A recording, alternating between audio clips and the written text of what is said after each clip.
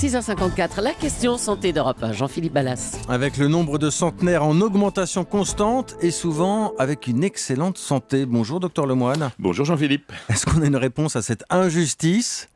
Il y a eu l'analyse du sang d'une centenaire, je vous disais, Ouais. qui nous a donné de très nombreuses infos, mais surtout la vérification d'une hypothèse qu'on connaît depuis très longtemps, une théorie qui a permis en octobre 2009 à 3 chercheurs américains de recevoir le prix Nobel de médecine. Et c'était la réparation d'une véritable injustice après 50 ans de recherche concernant un des mystères de notre vie et la découverte d'une enzyme qui protège nos chromosomes du vieillissement. Ce que l'on appelle la théorie du télomère. Vous allez voir, ça paraît compliqué comme ça, mais en fait c'est simple comme chou.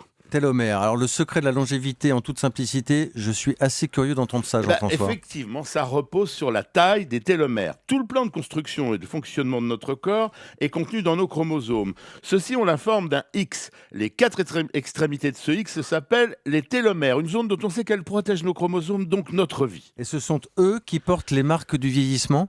J'y viens Jean-Philippe. Chaque fois qu'une cellule se divise, les chromosomes font de même avec le risque au niveau des extrémités de perdre une partie des informations vitales qu'ils contiennent. Alors la nature, pour protéger nos secrets de vie, a donc mis une sorte de capuchon, un bouchon qui évite la perte de cette partie des chromosomes. Eh bien, ce sont les télomères, les garants d'une multiplication réussie sans perte d'informations. Alors cette théorie du vieillissement suggère que les télomères, tout au long de notre vie, en protégeant nos chromosomes, s'usent, se raccourcissent et qu'à un moment, ils ne peuvent plus garantir la naissance de nouvelles cellules en bon état.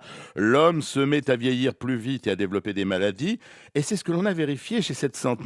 Les télomères de 2 de ces cellules de référence dans le sang étaient devenus très très courts, mais ils existaient encore. Et on sait Jean-François comment fonctionne ce bouchon parce qu'on se dit que ça permettrait de les rendre encore plus hermétiques. Vous avez compris l'enjeu Jean-Philippe, ça ressemble à un mur de protection dont on a confirmé le rôle crucial chez Dolly. Vous vous souvenez Dolly ?